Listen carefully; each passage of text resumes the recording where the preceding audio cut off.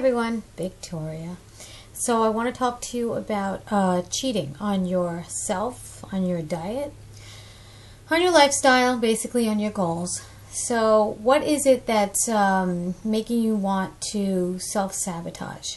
I did it for a very long time, and I still do it. I still want to be able to have things that I know are not in my little range of food, which is pretty limited, fruits and vegetables, uncooked vegetables. So yeah, I also am not having spices lately.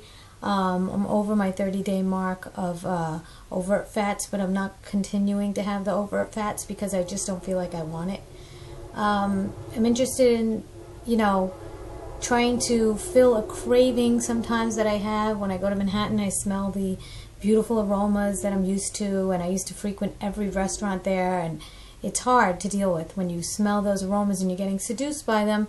And that's what happened to me yesterday. And so my husband made a slaw like type of salad with some vinegar in it, and it was like, whoa, I haven't had vinegar in a while. So it was really, it was doing something to me. It felt like lead in my stomach, but it digested pretty quickly. But it was just a little bit of vinegar, and I felt it, and I don't know how I could explain it, but it was just something that my body wasn't used to. And when you bring it back, you know how clean your body is, which is great news. So I had this, and I felt very like I was almost fulfilling a cooked food need, which was good because that's what I needed yesterday. I was really hungry yesterday, or I thought I was hungry, and then I satisfied it with some dates, and then I came home and I had some papayas, and I felt better. And then I had that salad, and I was good. And then a few cucumbers, and I was good. That was it. The next morning, people don't like to talk about this, but I say this with certainty now, that your body really is going through a detox, because my urine smelled like vinegar, and I really didn't like it at all. And I mean, I'm glad it came out pretty quickly, but I know with certainty now that also when I was fasting for 21 days on only water, and nobody really wants to talk about these things, but I had a bowel movement for 21 days. That's weird, don't you think? So that's like, I'm not eating anything, and yet that's happening. And if anything, smells funny, or, it's putrefying or whatever, then you have stuff in your gut for a really, really long time. And that's an indication that this takes time, a lot of time. And also, I'm not losing weight as quickly as I thought I would. I thought that the pounds would just shed on no overts and just being on this lifestyle and exercising, and my running's getting faster. I thought maybe for sure my body's not ready. It's doing something else, and I just have to get out of its way and let it do its thing. I'm just really, I get a little bit impatient now. And you want to cheat on something, and I get that totally. Have a small circle of things that you'll cheat on. For instance, a steamed vegetable should be #1 before any other cheat.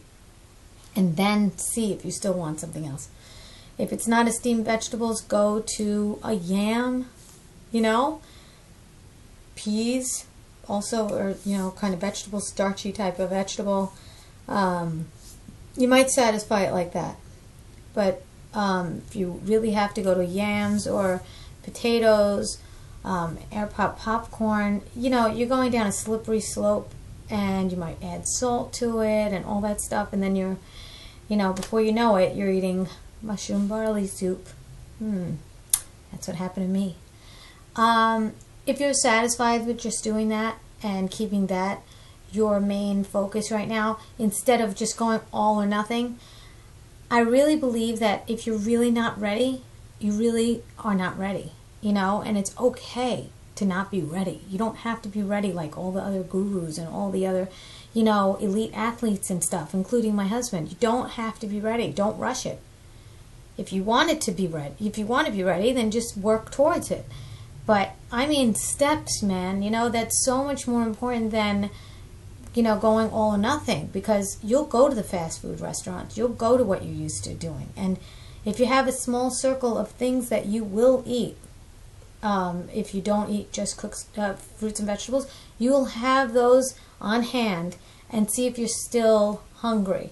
So the point is to go in steps, or just don't go off the deep end. The deep end is what gets you into trouble, and then it discourages you, and then you have to go detox again, and all these things become a vicious cycle. And I don't want you to have to go through that. I've gone through that, and it doesn't get any easier. It never gets easier, and my body won't let it get easier. So these are all indications, my experience. I really want to help you. I want you to see what worked for me and what didn't work for me as far as addiction go. Mine was salt. Some people have sugar. Some people have sugar and fat. Mine was salt and fat. And that's what I want to say for now. Go to One Fruit at a Time on Facebook. Like this page, or subscribe to my videos, and we can just keep on, getting this ball rolling. And so you can get started. And you don't have to just keep watching. You can be motivated, but get to that level of here. Get here. And then get here. And then get it? Because if you go from here to here and then you keep falling down, what's going to happen next? You're just going to have years and years of you don't want to do that. This is where you want to go. Okay? And you will keep building up the ladder. You will keep doing it because you're going to feel so much better. You're going to see results. So that's what's going to happen for you. It's not something you're taking away. It's something you are giving to yourself. You have to look at it that way. It gets hard, but then keep your eye on the ball. It's right up here. Keep getting there, and you will. This, you know how I know? Because it happened for me, and it happened for so many others. And when I hear that they want to just go right off, I know exactly how they feel. And I wish I had someone telling me that I can go in steps. But I had this gnawing thing that I had to go all or nothing. You don't. You really don't. So good luck, and I'll see you soon.